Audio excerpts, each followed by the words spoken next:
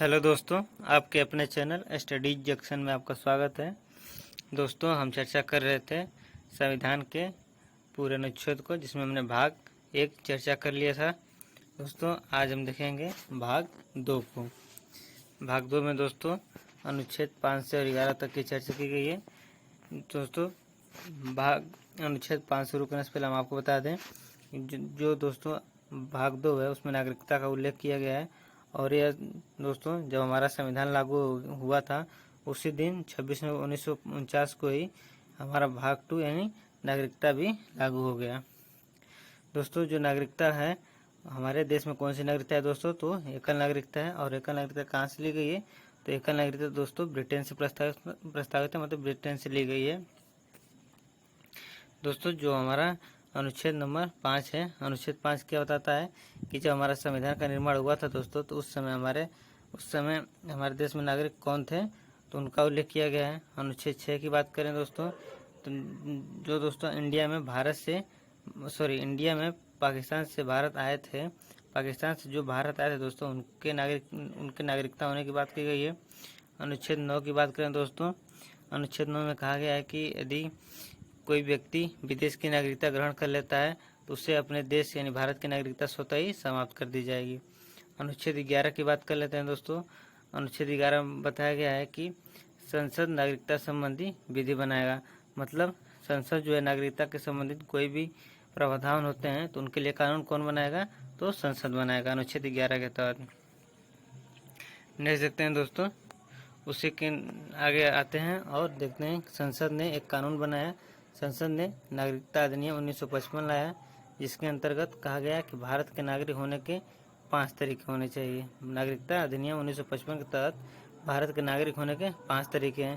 पहला है दोस्तों बाय बर्थ यानी जन्म से। दूसरा है दोस्तों बाय डिसेंट मतलब वंश परंपरा से। वंश परंपरा का मतलब दोस्तों यदि आपका जन्म विदेश में हुआ है लेकिन आपके माता पिता क्या हैं, भारतीय नागरिक हैं, तो आपका नागरिकता इंडिया को मिल जाएगी। तीसरा है दोस्तों बाय रजिस्ट्रेशन मतलब पंजीकरण के द्वारा।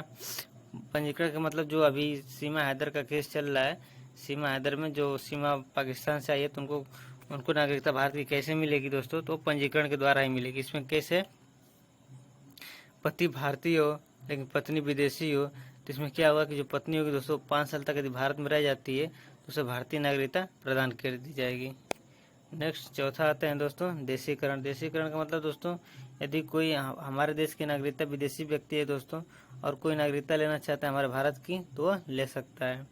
भूमि अर्जन दोस्तों, भूमि अर्जन से अभिप्राय यदि कोई भूमि है उस पर हमारा कब्जा हो जाता है, मतलब उस भूमि को हम ग्रहण कर लेते हैं और वह भूमि दूसरे देश की, मान लीजिए पाकिस्तान की, और वह देश हमारे देश में शामिल हो जाता है तो दोस्तों वह ज़मीन जो होगी उस ज़मीन पर जितने लोग हुए उन सबकी नागरिकता हमारे इंडियन नागरिकता में शामिल हो जाएगी। नेक्स्ट देखते हैं दोस्तों नागरिकता अधिनियम 1955। नागरिकता अधिनियम 1955 जो हम देखे हैं उसमें दोस्तों संशोधन हुआ 2019 को, जिसे CAA 2019 कहते हैं, यानी सिटीजनशिप अमेंडमेंट एक्ट 2019, जो कि लागू होता है दोस्तों 10 जनवरी 2020 को।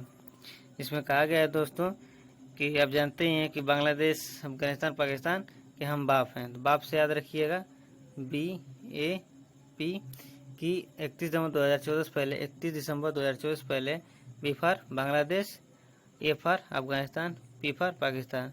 31 दिसंबर 2014 से पहले बांग्लादेश, अफगानिस्तान, पाकिस्तान से भारत आए अल्पसंख्यक, मतलब 2014 से पहले दोस्तों जो बांग्लादेश, अफगानिस्तान और पाकिस्तान से जो भी अल्पसंख्यक लोग भारत आए थे, वो जिसमें हिंदू थे, सिख थे, बौद्ध थे, पारसी थे, ईसाई थे, को अवैध नहीं माना जाएगा, मतलब अवैध नहीं है। और उनके निवास की शर्त क्या होनी चाहिए कि 11 साल की बजाय 5 साल उनकी निवास, मतलब 2014 से अब तक 5 साल पूर्ण होने चाहिए। नेक्स्ट देखते हैं दोस्तों भाग 3 मौलिक अधिकार। मौलिक अधिकार जिसका अनुच्छेद 12 से 35 तक है। मौलिक अधिकार की बात करें दोस्तों, जो हमारा मूल संविधान है दोस्तों, जब जिसमें मूल संविधान बना तो उस समय मौलिक अधिकार कितने थे, तो 7 थे, लेकिन वर्तमान में दोस्तों कितने हैं, 6 हैं। एक हट गया है, वह कौन सा हटा है दोस्तों और किसके कारण, तो 44वें संविधान संशोधन 448 से याद रखेंगे 1978। 44वें संविधान संशोधन 1978 के तहत जो कि लागू 1979 में हुआ। और एक कौन सा मौलिक अधिकार था दोस्तों, तो वो था संपत्ति का अधिकार, जो कि आर्टिकल 301 के तहत वह विधिक अधिकार बन गया, यानी कानूनी अधिकार बन गया है। नेक्स्ट देखते हैं दोस्तों, संविधान के भाग को बहुत मोस्ट इम्पोर्टेंट क्वेश्चन आ गया है दोस्तों, इसको आप देखिएगा, हर एग्जाम का फेवरेट क्वेश्चन है। संविधान के भाग 3 को संविधान का मैग्ना कार्टा कहा जाता है। मैग्ना कार्टा का मतलब अधिकार पत्र। संविधान के भाग 3 को संविधान का मैग्ना कार्टा कहता है। इस क्वेश्चन को आप रट लीजिए। मैग्ना कार्टा शब्द पूछा जाए, मैग्ना कार्टा शब्द का प्रयोग सबसे पहले कहाँ हुआ था, तो आपको बता दें, जो ब्रिटेन के राजा महाराजा जो भी थे, उन्होंने 1215 ईस्वी में इस मैग्ना कार्टा का 1215 ईस्वी में मैग्ना कार्टा का प्रयोग किया था।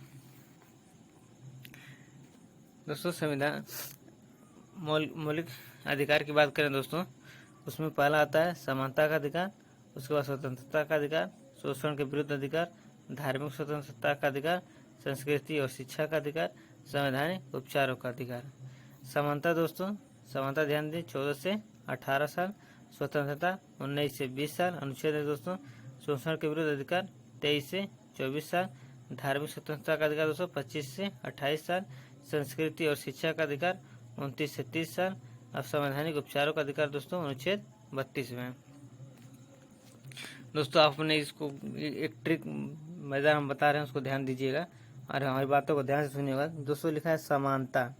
आप अपने घर में देख लीजिए दोस्तों, जब आप 14 साल के हो जाएंगे, आपके घर में एक बहन भी है, वो भी 14 साल की हो जाए, तो आप क्या मतलब आपका रहन सहन देखकर आपको अलग सुविधा दी जाती है कहीं कहीं भेदभाव के तरीकों से, तो वो देखेगी कि नहीं भाई को घूमने की फैसिलिटी है, हमको उसको खाने के लिए राजमा चावल दिया जा रहा है, हमको मोटा चावल दिया जा रहा है। मैंने इस तरह से विभिन्न तरह की समानता देखने को नहीं मिलती है। तो जो उसकी बहन शिकायत करती है और कहती है कि नहीं हमें भी समानता का अधिकार चाहिए, तो किस उम्र में करती है, 14 से 18 की उम्र में। लेकिन दोस्तों जैसे ही लड़का अब 19 साल में हो जाता है तो आज़ाद हो जाता है, वो मतलब घूमने लगता है, किसी का रोक टोक नहीं रखता है। तो अब घर में लड़कियां भी हैं, तो कहती हैं कि हमारा भाई से घूम रहा है, हमें भी स्वतंत्रता चाहिए, हमें भी स्वतंत्रता का अधिकार दो तुम, ठीक उसके लिए लड़ जाती हैं। लेकिन दोस्तों जैसे उनको भी दे दिया कि नहीं ठीक है तुम भी स्वतंत्र हो जाओ, तो 19 से 22 तक वो क्या करती हैं, स्वतंत्र रहती हैं। लेकिन जैसे दोस्तों उनकी एज 23 से 24 के करीब जाती है, ये सब दोस्तों हम समझाने के लिए बता रहे हैं, जैसे उनकी एज 23 से 24 तक जाती है, उनको उनके ऊपर एक समस्या मंडराने लगती है। कौन सा दोस्तों, शोषण के विरुद्ध अधिकार, मतलब ये बलात्कार में जो भी घटनाएं हैं उनके विरुद्ध उनकी अधिकार जन्म लेने लगता है। अब दोस्तों शोषण के विरुद्ध जैसे ही अधिकार इनका समाप्त होता है, तब उनके अंदर मैच्योरिटी आ जाती है और ये थोड़ा धार्मिक रूप से अपने आप को संलग्न रखना चाहती हैं। 25 से 28 साल की उम्र में मतलब शादी कर लेती हैं। अब शादी के बाद वो धार्मिक काम काजों में लग जाती हैं, धार्मिक काम काजों में। लेकिन दोस्तों 25 से 28 साल में क्या करती हैं, शादी कर ली, धार्मिक स्वतंत्र कार्यों में लग गई। लेकिन उनके शादी होती है, बच्चे पैदा होते हैं दोस्तों, तो बच्चों को शिक्षा का अधिकार देना चाहती हैं, बच्चों को शिक्षा देना चाहती हैं, उनको अपनी संस्कृति देना चाहती हैं। तो 29 से 30 उम्र में करेंगे दोस्तों। उसके बाद संवैधानिक उपचारों का अधिकार अनुच्छेद 32, ऐसे याद रखिएगा दोस्तों, बहुत बढ़िया ट्रिक है। नेक्स्ट देखते हैं मौलिक अधिकार। दोस्तों मौलिक अधिकार के बारे में कहा गया है कि मौलिक अधिकार व्यक्तियों को राज्य के विरुद्ध प्रदान किए गए हैं। तो दोस्तों जो मौलिक अधिकार हैं व्यक्तियों को राज्य के विरुद्ध प्रदान किए गए हैं, इसको याद रखिएगा दोस्तों। एक बात और ध्यान रखिए कि आर्टिकल 15, 16, 19, 29, 30 मतलब ये ऐसे अनुच्छेद हैं दोस्तों जो केवल भारतीय को ही दिए गए हैं। कौन से, आर्टिकल 15, 16, 19, 29 और 30 केवल भारतीय को प्रदान किए गए हैं। फंडामेंटल राइट दोस्तों परिवर्तनीय नहीं है, फंडामेंटल राइट परिवर्तनीय नहीं है। मतलब दोस्तों आप इनके लिए फंडामेंटल राइट परिवर्तनीय नहीं है, मतलब यदि आपको फंडामेंटल राइट का कोई भी हानि मतलब कोई भी समस्या आती है तो आप संसद में रिट जारी कर सकते हैं, सुप्रीम कोर्ट में अनुच्छेद 32 के तहत और हाई कोर्ट में अनुच्छेद 226 के तहत। एक नोट दोस्तों मोस्ट इम्पोर्टेंट है, आप ध्यान रखिए, राष्ट्रीय आपात जब लगता है दोस्तों तो उसमें मौलिक अधिकारों का निलंबन हो जाता है, लेकिन दोस्तों 20 और 21 का निलंबन नहीं होता है, यह इसका अपवाद है। आर्टिकल 12 की बात करें दोस्तों, आर्टिकल 12 में बताया गया है राज्य की परिभाषा। राज्य की परिभाषा में PSU, भेल, लोकसभा, राज्यसभा, विधानसभा, विधान परिषद, राज्यपाल, मुख्यमंत्री, प्रधानमंत्री ये सभी आते हैं। लेकिन दोस्तों एक क्वेश्चन है कि BCCI जो है जो क्रिकेट टीम की कमेटी है दोस्तों BCCI, ये हमारे राज्य के अंतर्गत नहीं आती है। राज्य की परिभाषा के अंतर्गत BCCI नहीं आती है दोस्तों। इस क्वेश्चन का आप याद रखिए, कौन राज्य की परिभाषा के अंतर्गत नहीं आता है, तो BCCI नहीं आती है। आर्टिकल 13 की बात करते हैं दोस्तों। आर्टिकल 13 में कहा गया है कि अगर संसद द्वारा बनाए गए कानून, यदि दोस्तों संसद कोई कानून बनाती है मौलिक अधिकार के प्रति और उसका उल्लंघन हो रहा है, तो न्यायालय उस कानून को शून्य कर सकती है, मतलब उस कानून को रद्द कर सकती है। इसे न्यायिक पुनर्वालोकन कहा गया है। न्यायिक पुनर्वालोकन को शब्द कौन से आर्टिकल से लिखा गया है दोस्तों, मतलब जो जुडिशियल रिव्यू यानी न्यायिक पुनरावलोकन है, संविधान के किस आर्टिकल में लिखा गया है। ये क्वेश्चन बार बार पूछा जाता है दोस्तों, लेकिन आप ध्यान दीजिएगा कि न्यायिक पुनरावलोकन जो है संविधान में कहीं भी प्रयोग नहीं हुआ है। यह USA मतलब अमेरिका के संविधान से लिया गया है। नेक्स्ट देखते हैं दोस्तों यदि कंटेंट अच्छा लग रहा हो तो लाइक भी कर दीजिए, सब्सक्राइब कर लीजिए। नेक्स्ट देखते हैं समानता का अधिकार, आर्टिकल 14 से 18। इसमें दोस्तों दो बातें की गई हैं कि विधि के समाज समानता, मतलब दोस्तों कानून के सामने सभी समान है, जो कि UK से लिया गया है, इंग्लैंड से लिया गया है। दूसरा है दोस्तों विधि के समान संरक्षण, मतलब हर किसी के पास समान संरक्षण होना चाहिए, अमेरिका से लिया गया है। दोस्तों इसमें लिखा गया है कि समान परिस्थिति में समान व्यवहार, लेकिन असमान परिस्थिति में असमान व्यवहार। इसको अभी हम नीचे बताते हैं दोस्तों। आर्टिकल 15 देखिए। आर्टिकल 15 में कहा गया है कि शैक्षणिक संस्थान केवल भारतीय को यह अधिकार है, मतलब आर्टिकल 15 में कहता है दोस्तों कि शैक्षणिक संस्थान जो भी हैं, शिक्षा के जो भी संस्थान हैं, केवल भारतीयों को यह अधिकार प्राप्त है। आर्टिकल 15(1) में कहा गया है कि राज्य नागरिकों के साथ धर्म, जाति, वंश, लिंग और जन्म स्थान के आधार पर भेदभाव नहीं होगा। देखिए ध्यान दीजिएगा, 15(1) में क्या कहा गया है, धर्म, जाति, वंश, लिंग और जन्म स्थान के आधार पर भेदभाव नहीं होगा। लेकिन 1 में तो कहा गया है, लेकिन इसके बाद दोस्तों जितने अनुच्छेद आते हैं सब इनका विरोध करते हैं 15 के अंतर्गत। देखिए 15(3) में क्या कहा गया है कि राज्य महिलाओं और बच्चों के लिए विशेष प्रावधान कर सकती है। बताइए, 1 में कहा गया है कि किसी भी जाति, लिंग के लिए भेदभाव नहीं किया जाए, लेकिन यही नीचे कह रहा है कि महिला और बच्चों के लिए विशेष प्रावधान किए जा सकते हैं। घरेलू हिंसा रोकथाम अधिनियम 2005 में लाया गया दोस्तों, महिलाओं के प्रति घरेलू हिंसा रोकथाम अधिनियम याद रखिएगा 2005 के अंतर्गत आया है। आर्टिकल 15(6) की बात कर लेते हैं दोस्तों। इसमें 103 संविधान संशोधन, जो 103वां संविधान संशोधन 2019 में हुआ था दोस्तों, कि शैक्षणिक संस्थानों में EWS आर्थिक कमजोर वर्ग के लिए 10% का आरक्षण उपलब्ध कराया जाएगा। नेक्स्ट देखते हैं दोस्तों आर्टिकल 16। आर्टिकल 16 में कहा है कि लोक नियोजन का मतलब पब्लिक एम्प्लॉयमेंट दोस्तों। लोक नियोजन में समान अवसर, मतलब जो सरकारी जॉब में, सरकारी जॉब से रिलेटेड है, उनमें समान अवसर सभी को मिलने चाहिए। इसके दोस्तों 7 आधार है, 5 तो ऊपर वाले ले लीजिएगा, 15 जो अनुच्छेद 15 में प्रयोग हुए हैं, धर्म, जाति, लिंग, वंश, जन्म स्थान। 2 और जुड़ जाते हैं दोस्तों, निवास और